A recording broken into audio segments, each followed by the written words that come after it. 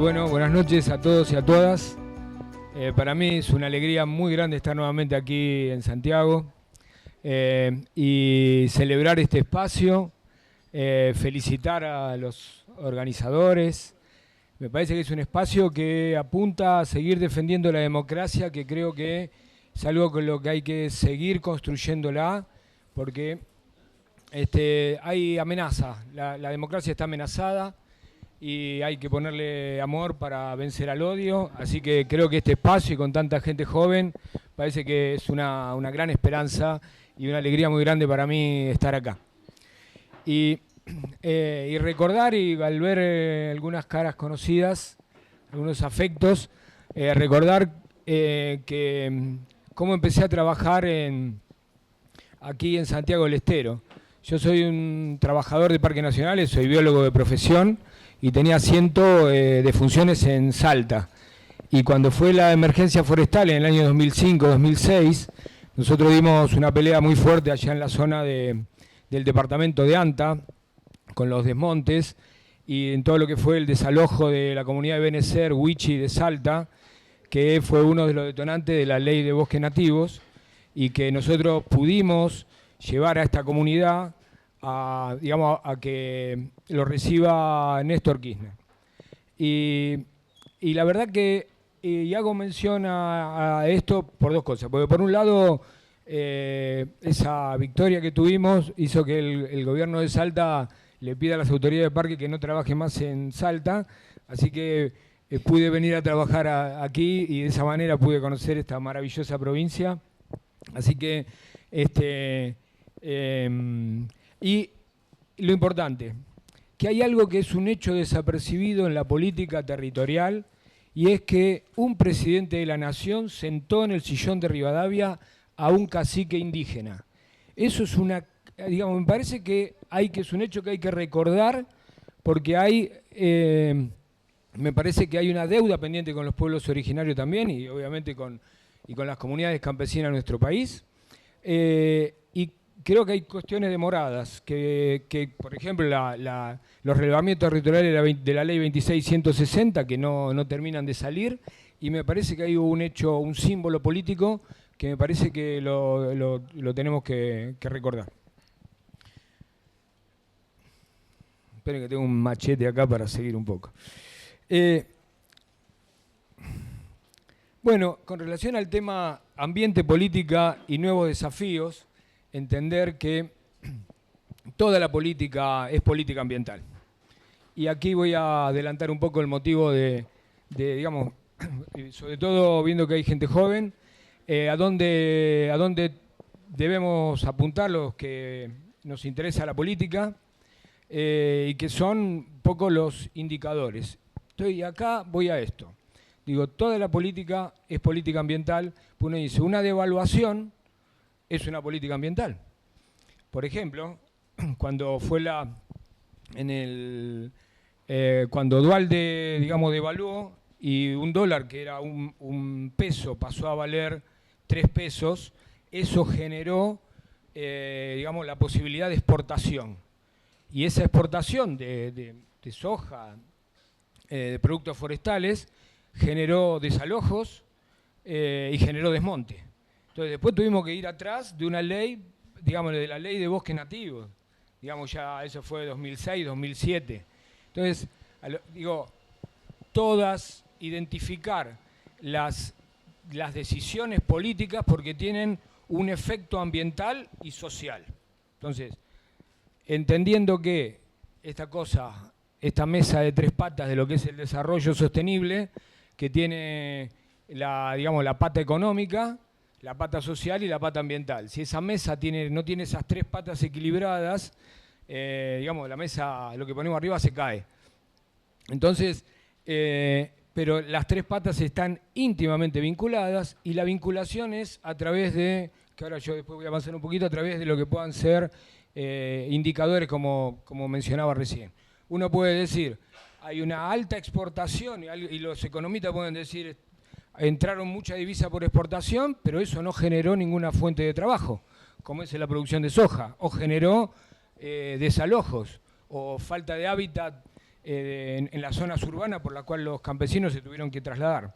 Entonces, poner el foco en el indicador, digo, ¿esto qué pasa? ¿Cómo se identifica? Y como dijo la compañera Cristina, es cuáles son los números, los datos que tengo que tener en cuenta para reorientar la política, ¿no? Así que les pido por favor si alguno quiere cortar y vamos debatiendo, no sé, pero o aclarar algo, bienvenido.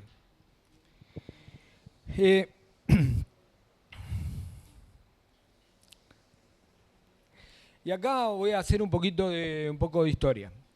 Y en particular mencionar que el peronismo es el primer partido que tiene doctrina ambiental, y esa doctrina ambiental surgió en la primera reunión de Naciones Unidas de Medio Ambiente en Estocolmo, desde el exilio, con la asesoría de Yolanda Ortiz, digamos, una que fue asesora de Perón y quien fue secretaria de Medio Ambiente, la primera secretaría de Ecología que tuvo un país latinoamericano.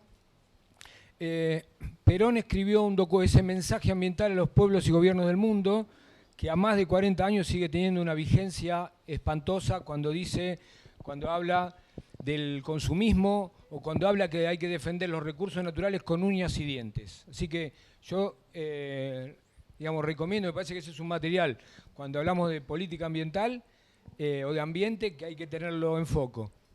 Ahora bien, esa doctrina ambiental se vio eclipsada en los 90, cuando María Julia Alzogaray, en el gobierno de Menem, en la globalización neoliberal que se planteó, eso quedó olvidado y pasamos a tener los valores globalizados con respecto al tema medio ambiente. Entonces, creo que tenemos que revelar, todas las iniciativas que están de una política ambiental integrada con la economía, con lo social, es decir, para sostener soberanía política, independencia económica, justicia social y respeto a la naturaleza. Y mencionar lo siguiente. Creo que a donde yo quería orientar un poco mi charla, que tiene que ver muy brevemente con lo que es conservación, y es que hay una primera etapa de cómo empieza, podemos decir, las alteraciones ambientales, por decirlo de alguna manera, que arranca ya a finales del siglo XIX con todo lo que fue la conquista del desierto, ¿no? A partir de los desalojos y el genocidio a los pueblos originarios, quedó configurada una estructura agraria feudal en nuestro país, que sigue vigente, fortalecida, que se vio fortalecida en los 90, y creo que es algo sobre lo que tenemos que reflexionar. Entonces, para entender esta primera, podemos decir, invasión, para ver de dónde venimos y ir evaluando hacia dónde vamos, qué futuro nos vamos a plantear. Esa primera invasión, esa conformación que la llevó adelante la generación del 80, es decir, las élites inmigrantes europeas que miraban el desarrollo europeo y lo impusieron, que también en otras partes del mundo, por ejemplo, se crearon los parques nacionales, y eso fue en Estados Unidos. Ahora, los parques nacionales, que uno lo ve como algo bello, emblemático, tiene una triste historia, porque empezaron con un desalojo del pueblo Miwok en la creación del primer parque nacional en Yosemite.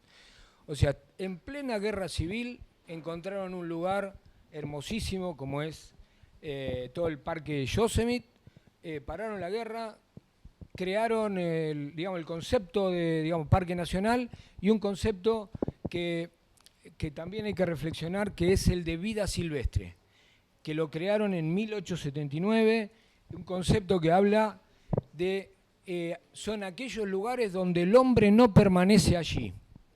Entonces yo lo aprendí aquí en Santiago, que no hay hombre o mujer sin tierra y no hay tierra sin hombre o mujer. Entonces, esa creación de ese concepto derivó en la creación de todos los parques nacionales del mundo. Entonces, y viene implícita con un desalojo. Entonces, la conservación tomada de ese punto de vista está asociada a no seres humanos. Si bien después ese modelo que se implementó en todo el mundo fracasó estrepitosamente en África, donde las poblaciones originarias convivían, y como en todo el mundo, con las poblaciones de fauna, y como iban mucho a cazar los europeos, eso fracasó estrepitosamente y se vio a nivel mundial, sobre todo impulsado por Naciones Unidas, la revisión del concepto. Entonces aparecieron otros modelos de áreas protegidas que incluyen a los seres humanos, pero aquí nos diferenciamos muy claramente cuando hablamos de conservación inclusiva, de la conservación estricta que ha llevado adelante, por ejemplo, el gobierno del macrismo con respecto a, por ejemplo, el organismo donde yo trabajo. Entonces, hablamos de área protegida, de conservación mediante áreas protegidas, y nosotros entendemos que no entendemos, esto es un dato científico, en aquellos lugares del planeta en donde la biodiversidad, o sea, donde hay más especies, la naturaleza está mejor conservada, o casualidad, viven comunidades indígenas o campesinas. Entonces, ¿quiénes son los guardaparques? ¿No? Los que conservan la naturaleza. Entonces, sobre esta base y sobre ese modelo es que, digamos, que los modelos como lo de la reserva campesina, me parece que son los que tienen una proyección futura para producir conservando y conservar produciendo. Y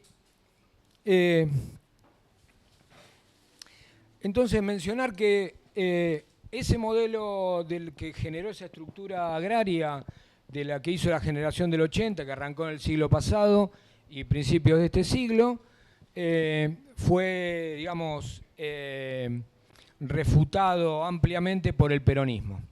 Entonces, ahora bien, en los 90 viene una nueva avanzada liberal, neoliberal, que en lo que hace a la naturaleza generó una serie de hechos que han sido muy eficientes, y entre esos hechos han nombrado muchas cuestiones, y como el que nomina, domina, han puesto, por ejemplo, hoy se habla comúnmente de biodiversidad.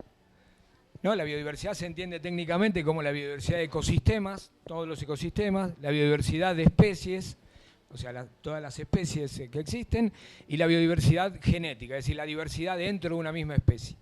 Ahora, no hay nada que separe el concepto de biodiversidad con el concepto de naturaleza o de Pachamama. Entonces, digamos, tenemos que ser muy claros y volver a reafirmar las cosmovisiones, porque si no, la tecnocracia ha impuesto modelos sobre cómo tiene que ser un área protegida, los estándares que tienen, o cómo nominar todos los elementos de la naturaleza que ya vienen, digamos, ya tienen nombre y prácticas culturales asociadas.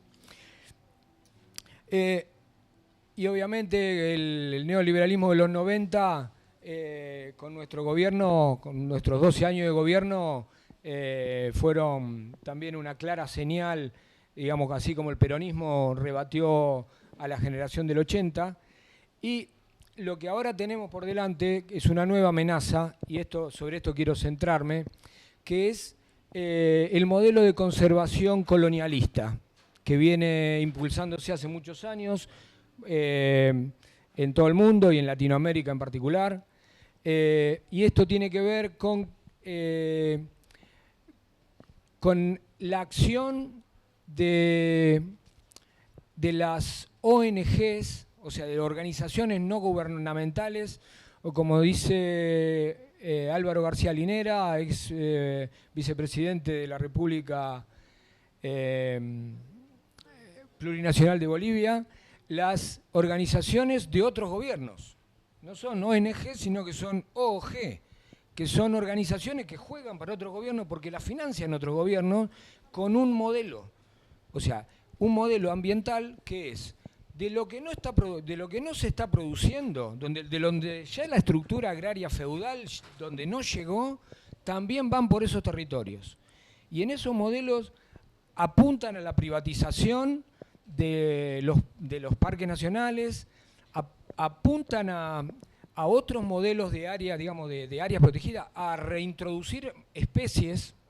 Y aquí habrán visto, hay varias ONG muy poderosas, con una billetera inmensa, que le ponen agenda al gobierno. Y nosotros hemos padecido eso porque tienen, y nosotros hemos vivido las acciones dentro del organismo Parques Nacionales, y me hago cargo de lo que digo porque fui director nacional en los últimos años, como una pata del partido judicial, es decir, que un buffet de abogados van a la cabeza de esas organizaciones no gubernamentales o organizaciones de otros gobiernos.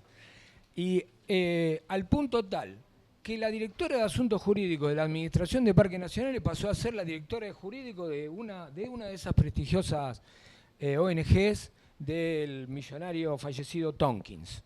Digo, alguien que, se entiende, digamos, alguien que trabajó en el Estado, que te conoce el organismo por adentro, que defiende al Estado, pasó a atacar al Estado y a condicionar al Estado porque conocen todas las reglas internas y condicionan muy fuertemente las acciones porque los funcionarios tienen, digamos, te coercionan con amenazas, te amenazan, digamos, con vos vas a declarar, digamos, y ustedes saben que cuando uno va a declarar no te defiende el abogado del Estado, sino que tenés que poner abogado a vos. O sea, digo, esa pata, como pasa en el gobierno a nivel nacional, existe también el partido judicial jugando en estas ONG, por eso es muy importante lograr que las ONG tengan la menor vinculación con el gobierno y limitadas ese tipo de ONG, vinculaciones territoriales, porque también tienen un modelo de clasificar, es decir, ellos llegan con dádiva a los lugares y, digamos, y clasifican. Está el poblador rural bueno y el poblador rural hostil, ¿no? O sea, el que acepta y acepta a sus, ¿no? Digamos, y les digo esto a los jóvenes porque hay, digamos, porque pueden ser cooptados con la mejor buena intención sobre esto. Y aquí quiero hacer mención también a que ustedes se habrán enterado de la reintroducción de los nacimientos de los yaguaretés y todas esas cuestiones, que es un hecho interesante, hermoso en sí, pero no termina ahí. Digamos, hay una especie como que ocupa un territorio, que es un monumento, es decir, es un parque nacional viviente, podemos decir, subvencionada todas las acciones por esa ONG, gobierna la especie. Entonces, digo, o apuntan a gobernar la especie. Entonces, por eso el alerta, digamos, ¿no? De cómo tener cuidado porque en realidad siempre será el Estado el que va a conservar los recursos naturales de un país. Tienen muy buenos aparatos de prensa, pero su alcance territorial de políticas es sumamente limitado. Por eso, atención y un poco mi mensaje principal sobre atender el conservacionismo colonialista llevado adelante por las ONGs. Y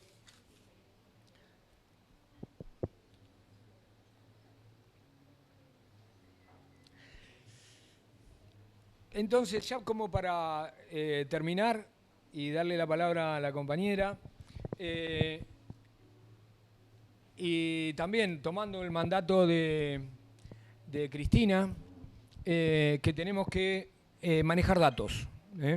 Así que a lo que voy es los dirigentes, los militantes, hay que ir como dije antes, ir a los datos, los números, cuántas hectáreas, qué porcentaje de población, ¿no? Está por debajo de la línea de la pobreza, qué porcentaje de la población tiene baño dentro de la casa, acceso al agua, qué porcentaje, digamos, todo lo que está en los datos del INDEC, que digamos que ustedes lo pueden buscar, y otros datos ambientales, hay que poner el foco ahí y empezar a vincular los datos, como mencioné antes, aquellos datos de política o datos ambientales que tienen una incidencia ambiental, o lo que tiene, por ejemplo, uno puede decir, se han creado muchísimas áreas protegidas a costa de, digamos, ¿no? de una producción sustentable que hace una comunidad. Entonces, digamos, por eso enfocar, creo que es muy atinado lo que nos enseña Cristina de poner esos datos allí y tener en cuenta que está todo interrelacionado como modelo. Por ejemplo, el sistema, hay indicadores, uno se asusta cuando dice, los datos son indicadores, y esos indicadores son públicos. Hay indicadores, por ejemplo, que vinculan digamos, el sistema económico con el sistema social, y esa es la tasa de desempleo. Cuando la tasa de desempleo es alta, quiere decir que a la economía le va bien, pero está generando trabajo y la gente está trabajando. Entonces, esos datos son importantes. Por ejemplo, hay otros datos entre lo ambiental y lo económico, entre lo económico y lo ambiental, que es la producción de agroquímicos. Entonces, vos sabés que tenés tanta cantidad de agroquímicos, quiere decir que esos fueron vertidos en algún lugar. Entonces, hay que poner foco en el control en agua, de suelo, sobre eso. Digo, hago mención a eso. Y como hay dos clases de gobierno.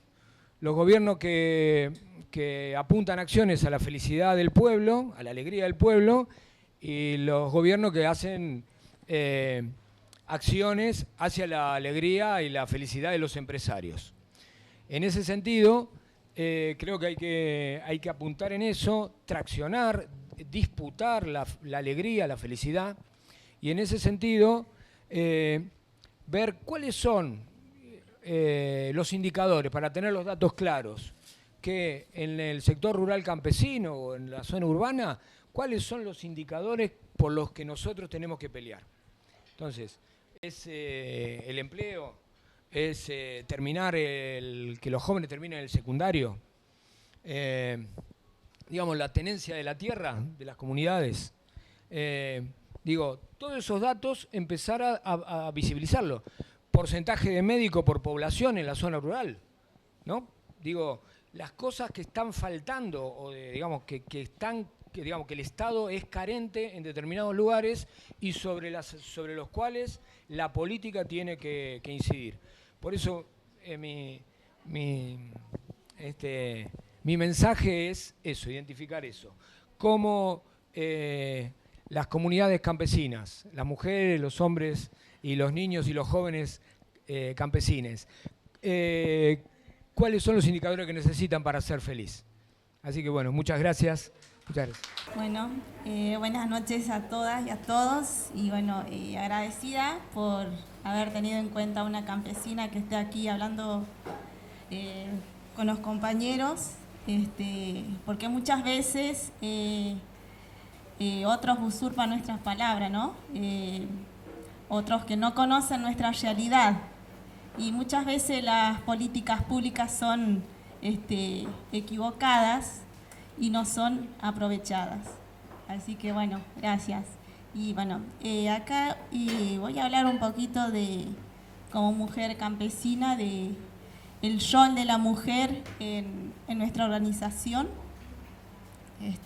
Bueno, no sé si dije que soy de las reservas campesinas Mocase. Las compañeras acá que vinieron a acompañar también, compañeras y compañeros,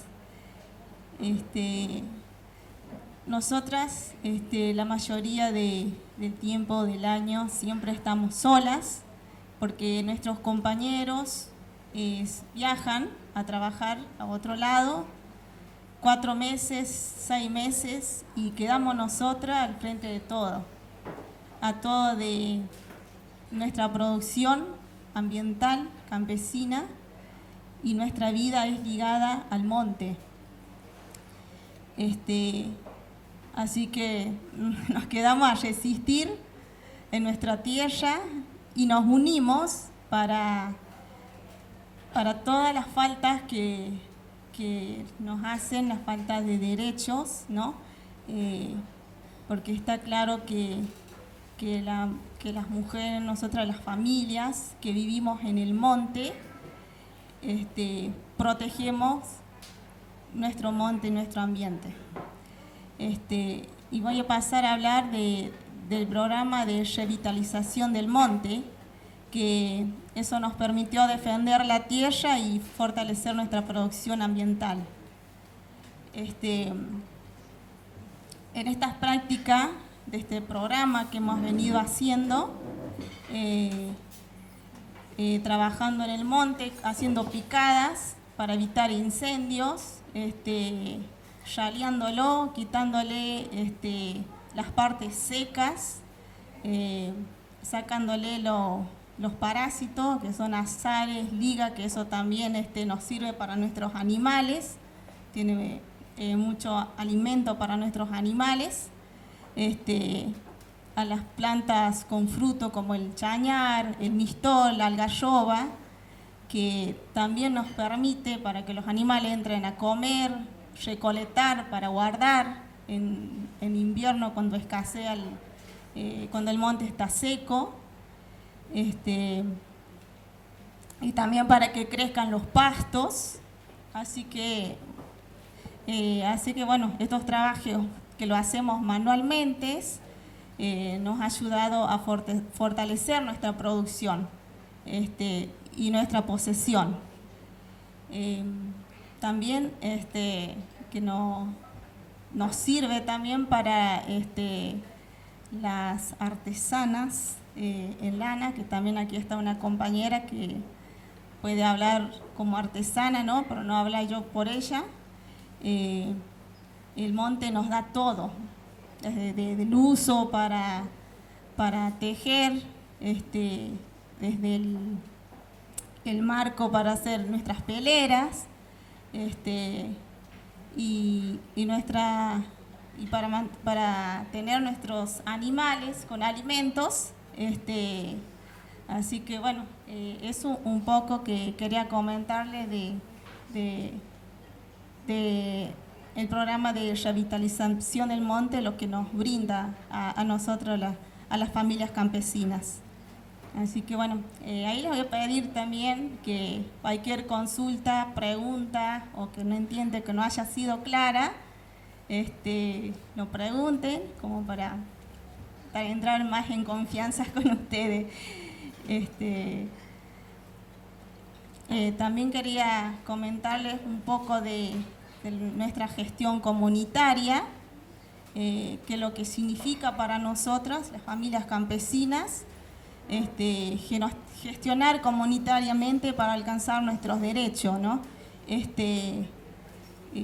Teniendo en cuenta que nosotros estamos alejados de todo, educación, salud, principalmente, para poder contener a nuestros jóvenes, que no se vayan. Nosotros traemos al funcionario al lugar a que recorran nuestros lugares y sentarnos debajo de los montes y ahí que podamos ser escuchadas y puedan entender nuestra vida, ¿no? También hemos luchado siempre por el agua, hemos trabajado haciendo colocando tubos en las veras en el cauce del arroyo, cavando el arroyo. Bueno, yo vivo al frente de un arroyo que obviamente cuando llueve crece y cuando no llueve está seco. A través de vialidad con una pala cavamos y trabajando en los lugares como los compañeros de la costa de las Salinas, haciendo represas, desvalle de represas, haciendo operativos de agua en las perforaciones comunitarias que hemos logrado hacer y que hemos marcado el camino también allá en el 2013, cuando era una sequía plena todo Santiago, la provincia. Nosotros habíamos defendido la tierra en el lote 8 y 9 y no teníamos agua, ¿no? Teníamos tierra y no teníamos agua. Ahí en la zona sierra, que es todo piedra, viven más de 20 familias y los pozos eran solamente de 3 metros, más no se podía cavar, todo piedra. Y nosotros, bueno, necesitamos que, en este caso, Recursos Hídricos nos pueda dar el aval de que para poder hacer una perforación, y bueno, nos decían que no había agua, que era imposible, y bueno, nosotros, que ahí están los viejos mineros, nuestros abuelos, que habían trabajado toda su vida en las minas, sabían que debajo de las piedras había mucha agua. Entonces nosotros le porfiamos, hicimos la perforación y a los 51 metros salió un surgente, agua buena, apta para el consumo, para la producción y para todo. Así que fue una alegría y a través de esa perforación se han hecho muchos operativos de agua, llevando a escuela hasta más de 20 kilómetros, llevándoles a las familias, que lo que más se sufre ahí en el campo es la falta de agua. Así que nosotros siempre hemos buscado la vuelta para crecer y quedarnos en nuestra tierra y garantizando derechos, indicándole a los funcionarios, a las instituciones cuál es el camino y pidiendo siempre que acompañen nuestras propuestas.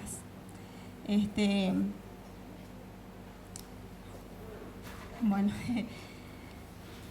y bueno, para comentarle un poco más, no sé si ahí Silvia quiere comentar como artesana, pasarle la palabra, antes poder compartirles también que hoy, después de haber defendido más de 40.000 hectáreas, entendemos que la mejor defensa de la tierra y del monte y del agua es construir un sistema de producción que nos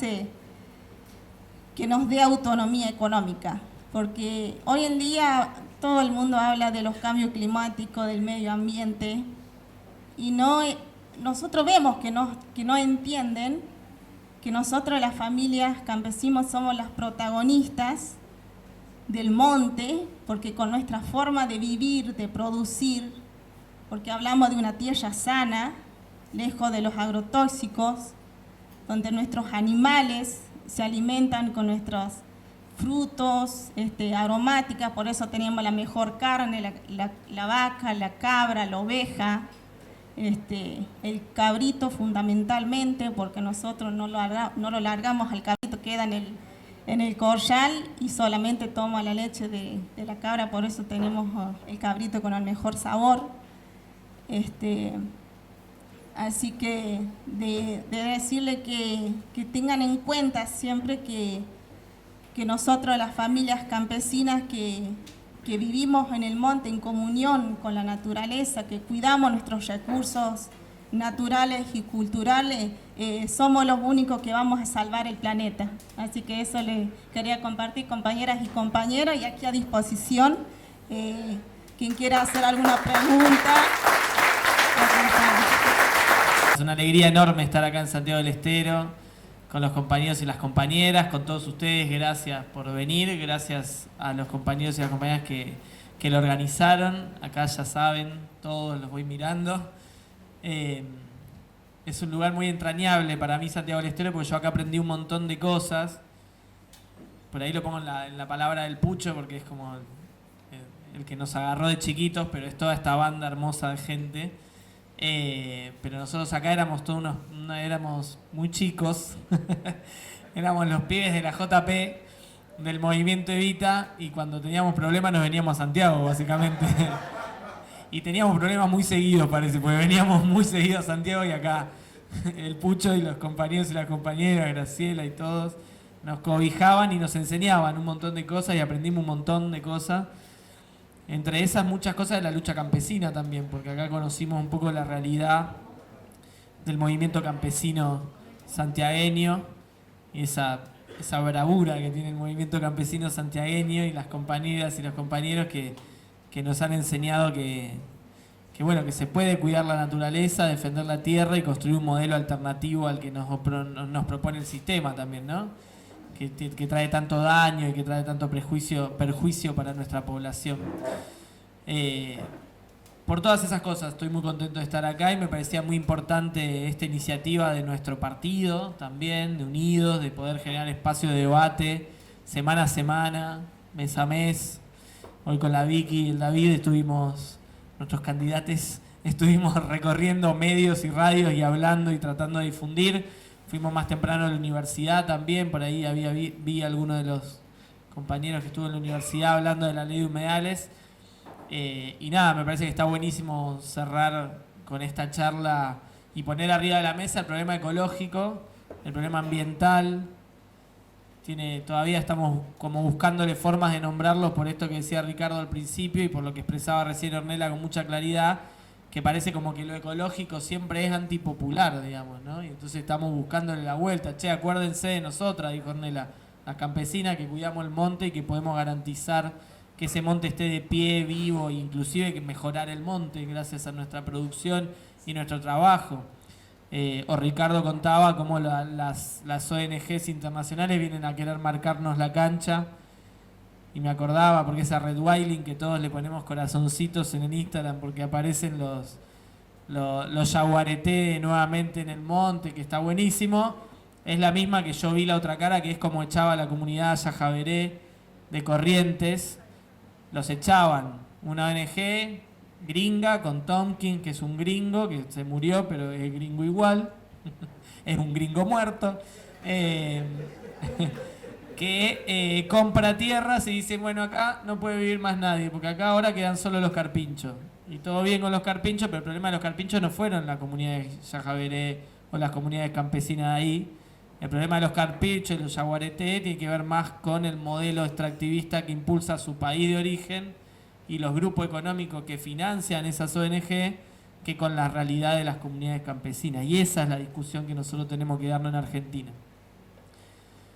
Voy a tratar de empezar al revés, digamos. ¿Cuál es el problema ecológico? ¿Por qué tenemos que abordarlo? Y cuáles pienso yo que son por ahí las estrategias. Es claro que tenemos un problema ecológico de la hostia, digamos, ¿no? Y todos lo sabemos desde distintas experiencias y trayectorias de vida, lo sabemos. Lo vemos en la tele, lo sufrimos con los calores de estos tiempos, lo ven las compañeras campesinas en el monte, lo ve Ricardo en su tarea como biólogo, pero también en su tarea de gestión. Lo vemos acá en el campo y lo vemos yo vivo en Buenos Aires, en la provincia de Buenos Aires, lo vemos en el conurbano, que ahora llueve, se inunda todo y llueve 3 veces más que antes en media hora. El otro día en una tarde llovió lo mismo que en 6 meses en Buenos Aires. Obvio se inundó todo, evidentemente. La crisis ecológica que tiene el planeta, el cambio climático del que hablan los presidentes, la presidenta, los ambientalistas, la comunidad científica, es una realidad objetiva, concreta. Estamos destruyendo el planeta, estamos haciendo papa, digo, para no decir malas palabras, no porque la papa sea mala, porque me encanta, pero para sintetizar y no decir malas palabras, estamos haciendo papa a los ecosistemas, estamos haciendo papa al planeta, del cual nosotros somos parte, no los dueños. Y eso nos lleva a situaciones límites, lo advierte la comunidad científica, para que tengamos algunos datos. Son medios tremendistas los datos, pero son lamentablemente ciertos. Estamos ante la sexta es extinción masiva de especies. La quinta extinción masiva de especies en el planeta Tierra fue la de los dinosaurios. Cuando cayó un meteorito, se hizo una montaña de humo y se apagó el sol y se destruyeron las plantas. Entonces los dinosaurios se quedaron sin comida y así se fueron destruyendo en muchos años los dinosaurios, desaparecieron. Bueno, esa fue por un meteorito, esta es por nosotros y nosotras. La sexta extinción masiva de especies, que es la que estamos viviendo ahora, desaparecen especies de animales, vegetales, de todos los menos los humanos, desaparecen todos. De todo lo que se les ocurra por la acción humana, porque nosotros estamos destruyendo los ecosistemas, porque intervenimos y no dejamos espacio para la reproducción, por un montón de cosas, básicamente por la actividad humana. Estamos al límite de llegar al punto en el que no vamos a poder enfriar más el planeta. Estamos tirando tanto humo tanto gas, tanto calor a partir de los combustibles fósiles que los sacamos abajo de la tierra. Nunca habíamos evaluado cuál era el impacto de la explosión que eso iba a generar. La cuestión es que calentó el planeta y estamos calentando tanto el planeta que si en el 2050, 50 es, ¿no? No bajamos las emisiones, parece que no vamos a poder detener el calentamiento del planeta. Eso lo advierte la comunidad científica hace un montón y por eso hace 27 años hay encuentros internacionales que se llaman la COP, las conferencias de las partes, donde van los gobiernos del mundo a negociar qué hacemos.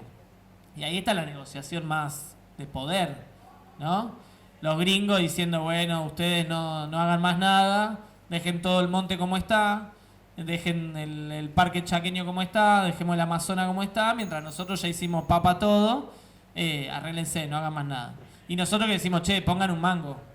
Si quieren que no hagamos nada, mis paisanos cortan el monte porque no tienen otra cosa que vender quebracho. O no sé, y así como distintas cosas. Nosotros necesitamos avanzar, te dicen los países de nuestra América, de nuestra región, nuestra América también. Dice, tenemos que avanzar en la frontera agropecuaria porque nosotros necesitamos dólares. Entonces los presidentes te dicen, necesitamos dólares, ¿cómo vamos a frenar esto? Nosotros necesitamos hacer papa todas las montañas para extraer el mineral porque necesitamos dólares. Entonces aparecen esas negociaciones, no se resuelven, los gringos no ponen la plata y seguimos estirándola. Los países centrales, como tienen mucha plata y tecnología, avanzan ellos unilateralmente.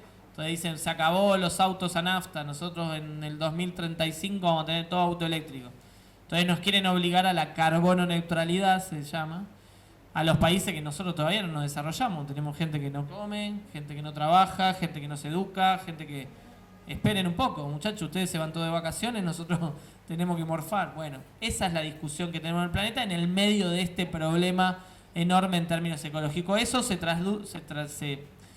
traduce en otros problemas cotidianos de nuestra vida.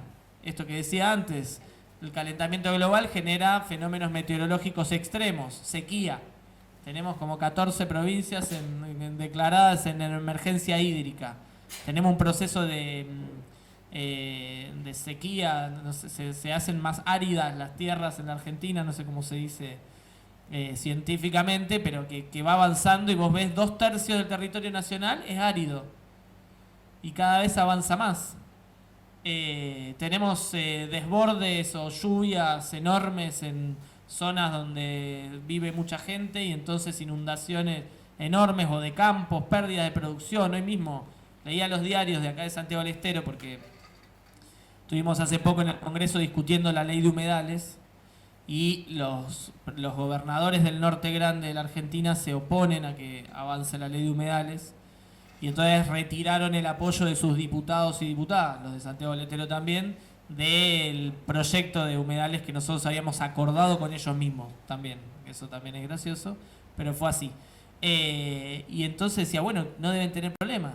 Santiago del Estero no debe haber problema con el agua, no debe haber emergencia. Sí, me decía hoy temprano, hay emergencia hídrica en Santiago del Estero hace un tiempito, hay un problema de agua, se secaron mucho los esteros, pero además veía en el diario, la tapa del diario, cómo se está muriendo el ganado por la sequía. Vacas muertas de sed, ¿no? Literalmente. Este es un poco el panorama que tenemos hoy en el mundo y la Argentina no es la excepción. Tal es así que hace poquito, y todavía seguimos con los rezagos de eso, vivimos todos y cada uno de los habitantes de este planeta la crisis ecológica más grande de la que tenga memoria la humanidad, consecuencia de la depredación ecológica, que es el COVID. El COVID-19 es un virus de origen zoonótico. ¿Qué quiere decir eso? Que era un virus que estaba en un murciélago que vivía muy tranquilo en una selva tropical del sudeste asiático, tenía calorcito, humedad, vivía muy tranquilo, y el COVID al murciélago no le hacía nada. Hasta que fuimos nosotros, los humanos, a cortar toda la selva del sudeste asiático para plantar la soja del sudeste asiático, que es la palma africana, que da una pelota gigante así, que con la que haces aceite, y es el aceite más consumido en el mundo. Las papas fritas de paquete tienen aceite de palma africana, por ejemplo. Es la soja del oriente, podríamos decir, ¿no? El monocultivo, el extractivista del oriente. Como destruimos la selva tropical del sudeste asiático, que hizo el murciélago, se fue a otro lado. Quizás fue a un lugar donde había chanchos o pangolines, y ahí algún chino se lo morfó y cagamos todo. Esto fue, digamos. Y las enfermedades de origen zoonótico en el mundo, hay un investigador que se llama Carlos Zambrana, que es boliviano, que es un tipo muy reconocido y que tiene una investigación sobre enfermedades de origen zoonótico, que de hecho laburaba en Estados Unidos y lo financiaba el gobierno de Obama, para estudiar el COVID en Wuhan. Dice, che, el siglo pasado nosotros tuvimos 4 pandemias resultados de enfermedades de origen zoonótico. En lo que va de este siglo, lo decía en el año 2019, no ahora, tuvimos 4. Es decir, que aceleramos tanto el proceso que lo que pasó en 100 años pasó en solo 19.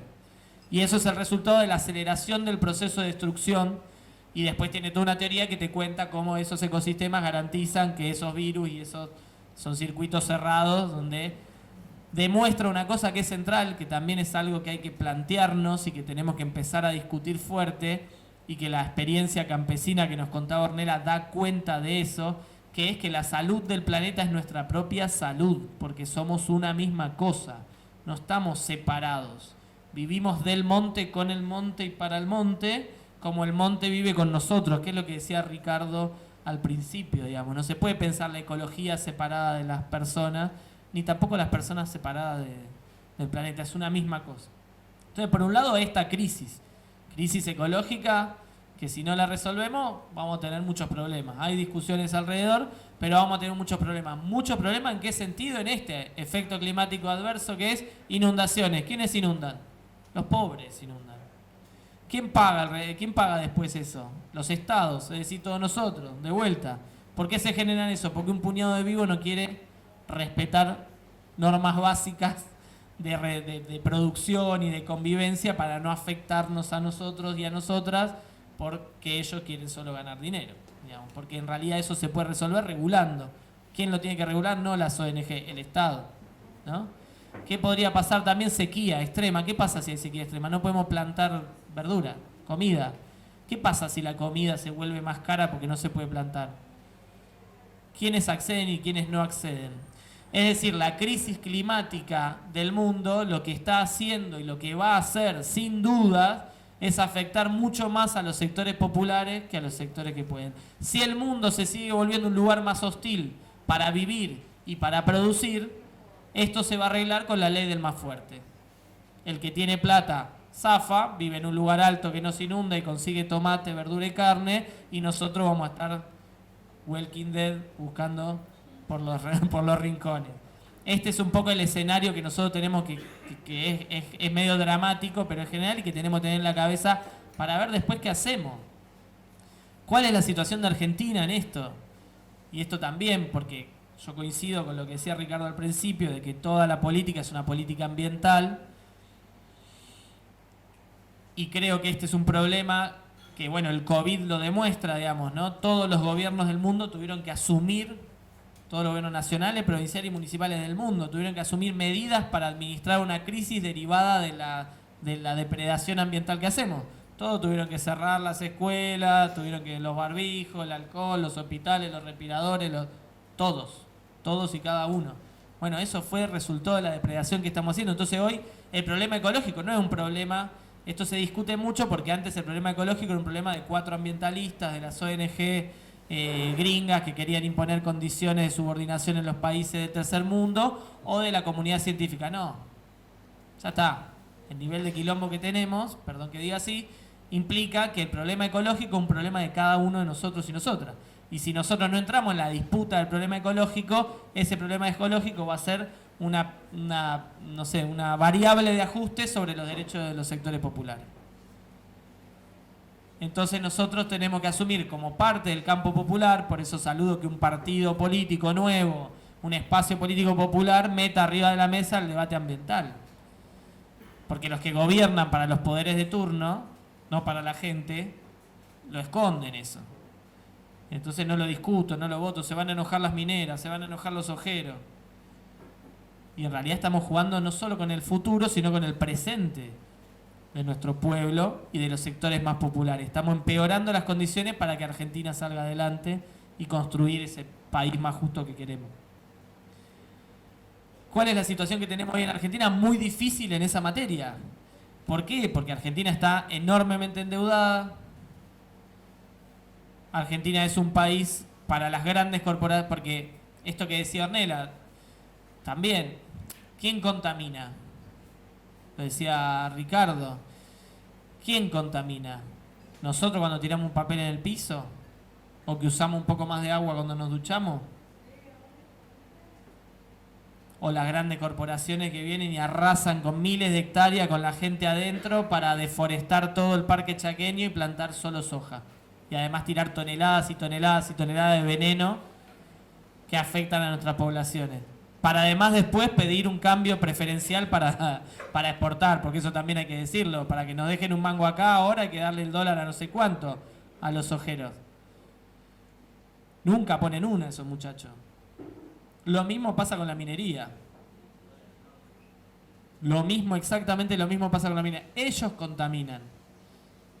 Es la actividad económica. Hola, hija. Llegó la princesa. Bueno, es la actividad económica, ¿no? La gente también, sí, nosotros tenemos que hacer cosas, tenemos que tener conciencia, no tenemos que tirar papel al piso, hay que usar poco agua, está claro, hay que apagar la luz, todo lo tenemos que hacer.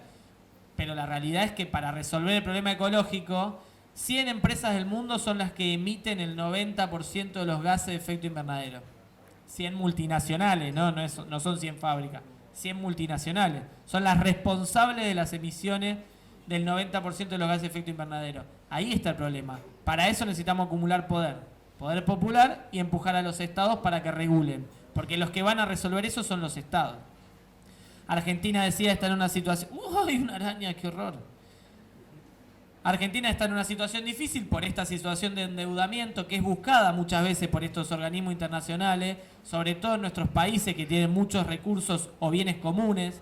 A mí me gusta decir bienes comunes, como dice el Papa Francisco también, porque los recursos naturales están pensados desde una mirada antropocéntrica, es decir, desde las personas, y nosotros somos parte del planeta y no los dueños del planeta, y los bienes comunes son bienes comunes además porque discuten también la propiedad privada de ese bien común. Porque campo adentro, el agua que vos usás para tu campo, el río o el estero, también me afecta a mí que vivo campo afuera. Eso por un lado. Pero además es un bien común no solo de los humanos, sino también de las plantas, de los animales y de todo lo que nosotros necesitamos que viva para vivir. Son dos cosas que permiten discutir lo de bienes comunes. Estamos endeudados, muy endeudados. Necesitamos dólares. Estamos devaluados, muy devaluados. Lo sentimos todos los días en el supermercado. Somos un país barato, mano de obra barata. ¿Cuál es el plan del Fondo Monetario Internacional, para decirlo así en modo consigna? Establecer las condiciones para que los grupos económicos transnacionales vengan a hacer papa al país, llevarse todo y que nosotros no le podamos decir que no, porque si no sos un antidesarrollo, un antipolítico. ¿Por qué se firmaron 27 convenios de extracción de litio en la Argentina? Además de que tenemos mucho litio. Porque está barato, porque es fácil, porque están a tiro de dale. Entonces ese problema que tenemos es grave y es parte de la coyuntura política que estamos viviendo. Y ese es parte del problema por el cual no podemos avanzar, por ejemplo, en normas ambientales como la ley de humedales. Porque después los gobernadores le dicen a sus diputados que no acompañen ese proyecto de ley. Porque reciben presión de los grupos económicos que vienen a poner los dólares que el gobierno necesita para pagar la deuda. Y entonces, ¿quién tiene la culpa? Como ¿quién fue el huevo o la gallina? Son las condiciones políticas que generan los grupos económicos transnacionales y sus personeros organismos internacionales científicos las que empeoran nuestras condiciones políticas para defendernos de estos achaques. Y eso es parte estructural del problema ambiental hoy en la Argentina. La deuda con el Fondo Monetario Internacional es parte estructural del problema ambiental que tiene la Argentina. Por lo tanto, las medidas de protección de nuestros ecosistemas, además de una autodefensa para que nosotros podamos seguir viviendo y produciendo en nuestra tierra como corresponde, porque además hay que decirlo, estos grupos económicos no vienen acá a cuidar a nuestra gente y a nuestro suelo, todos lo sabemos. Yo he venido a Santiago del Estero en varias oportunidades por situaciones que tenían que ver con la muerte de campesinos a partir de la expansión de la frontera sojera. Y entonces se compraba el campo con las comunidades adentro y después se inventaba algún conflicto para echar a esas comunidades.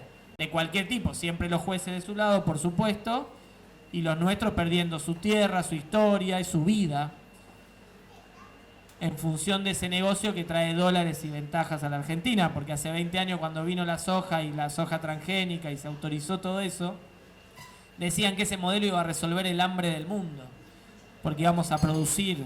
Argentina produce granos para darle de comer 10 veces a esta población. Y nosotros estamos en un momento donde tenemos más pobre que nunca.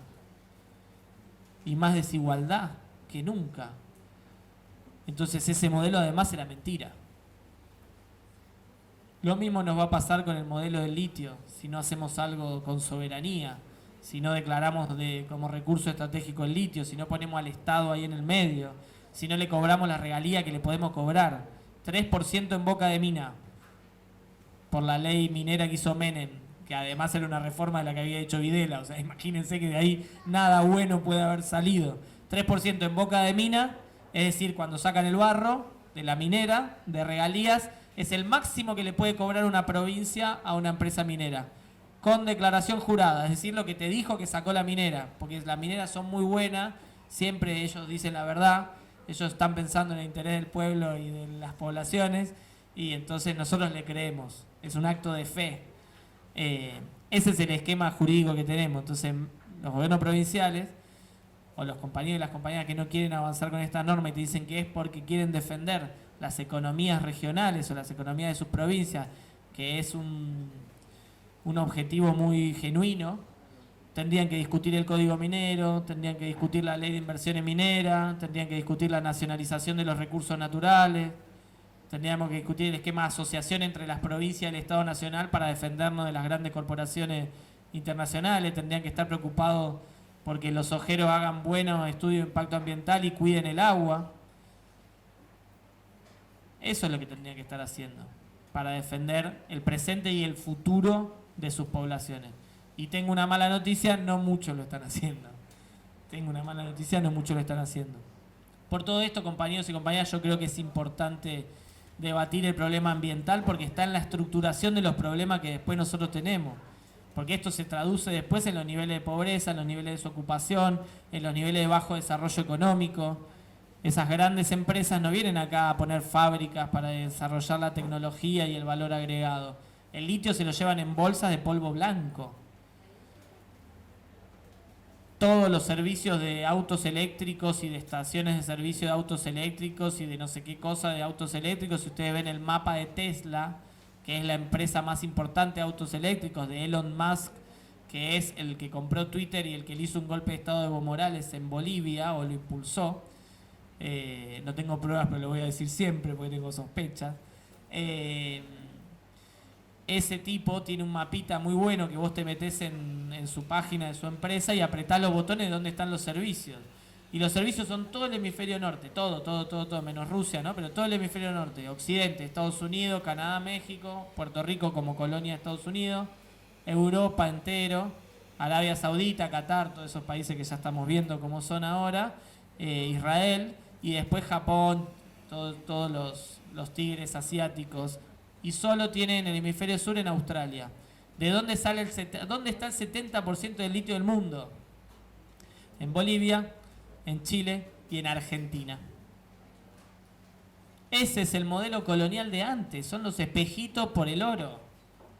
Es el dorado, es buscar atrás del recurso natural la salvación de tu país. Y está demostrado desde que llegó Colón a este país que si no hay una política soberana, nacional, si no hay dirigencia con decisión política como Perón, que tomó la decisión política de nacionalizar esos recursos, como Cristina, que nacionalizó YPF, si no hay decisión política nacional, eso termina mal. Eso termina en más pobreza, en más desocupación y en más dependencia de nuestra economía y en nada de desarrollo. Ellos ricos y nosotros pobres. Las penas son de nosotros y las vaquitas son ajenas. Bueno, compañeros, no quiero seguir deprimiendo a la gente. Creo que es posible construir otra cosa, no tengo dudas. Hay modelos alternativos que se van planteando. 3 cosas con esto. Hay un avance de la conversación pública alrededor del problema ecológico. Cada vez somos más los que hablamos de esto. Cada vez hay más gente interesada en la materia. Cada vez hay más experiencia como la que contó Ornella.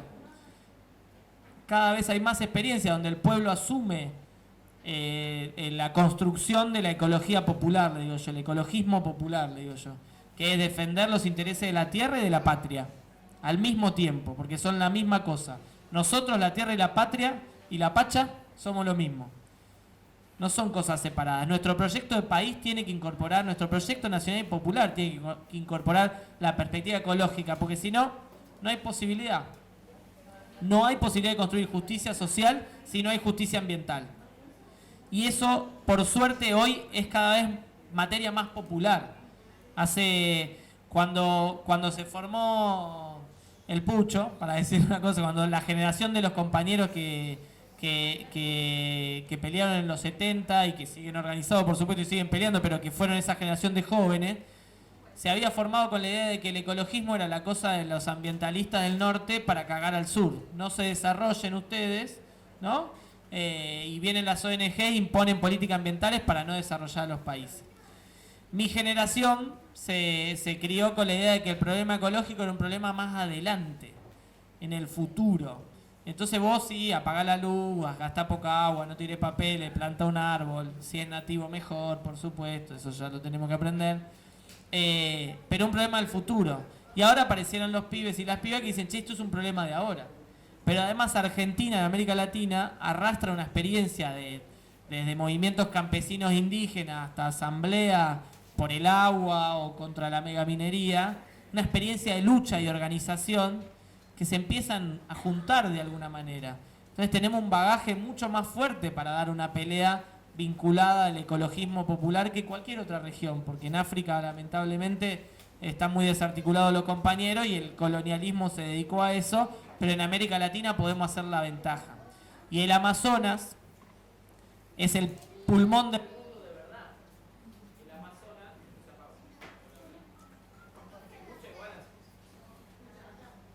Hola, hola. El Amazonas es el pulmón del mundo de verdad. El parque chaqueño después viene ahí. El litio y el 70% de las reservas es de verdad. Entonces esos son elementos que si nosotros los pensamos en articulación latinoamericana, con un pueblo organizado, luchando, con soberanía, son elementos que nos pueden permitir poner arriba de la mesa de este planeta otro modelo de desarrollo. Porque como dice el Papa Francisco también en Laudato Si, que además de alertar del problema ecológico dice algunas cosas, si nosotros queremos desarrollarnos como está Europa ahora desarrollada y trasladar ese modelo de vida al mundo entero, ese modelo de vida del capitalismo, el consumismo, donde uno consume algo y lo tira, otro consume algo y lo tira, necesitamos 4 mundos para producir los bienes que esos muchachos y esas muchachas consumen por día, si queremos que todo el mundo lo consuma. Entonces ese modelo nunca va a ser un modelo de justicia, porque ese modelo produce para un pedacito, el resto sobra. Entonces ese modelo es el que empuja el extractivismo acá para vivir bien allá. Entonces nosotros tenemos que empujar el otro modelo, el de la economía popular, el de las experiencias campesinas, el de las asambleas populares por el agua. La economía popular en sí misma, compañeros y compañeras, es ecológica, porque no está pensada en la ganancia de ningún capitalista, ni en la corporación, ni en la concentración, está pensada en las personas. Es un modelo económico basado en el bienestar de las personas y por lo tanto del planeta. Entonces todos esos elementos me hacen pensar, me dan mucha esperanza y me permiten entender que hay condiciones objetivas para dar esa discusión. Los últimos 2 presidentes de esta bendita patria grande que es América Latina, que fueron Petro y Lula, electos, Lula todavía no asumió, Petro sí, cuando ganaron en su discurso de Asunción, nombraron al Amazonas. Los políticos de la América Latina empezaron a incorporar el problema ambiental, cosa que no hicimos en la tanda anterior de gobiernos populares, porque extractivismo, para repartir, porque veníamos castigados por muchos años, no metimos eso. Empezaron a meter e incorporar la perspectiva ecológica. América Latina tiene una posición privilegiada con respecto al mundo para dar esa discusión si lo hace en unidad. Y además tenemos la militancia suficiente y vamos construyendo con estas cosas y con todo lo que venimos haciendo en cada rincón de la Argentina, las distintas experiencias, la conciencia necesaria para llevarlo adelante. Así que compañeros, compañeras, no tengo duda que otro modelo es posible construir. No tengo duda que es con todo esto adentro y no tengo duda que es posible si lo salimos a militar entre todos y todas. Muchas gracias.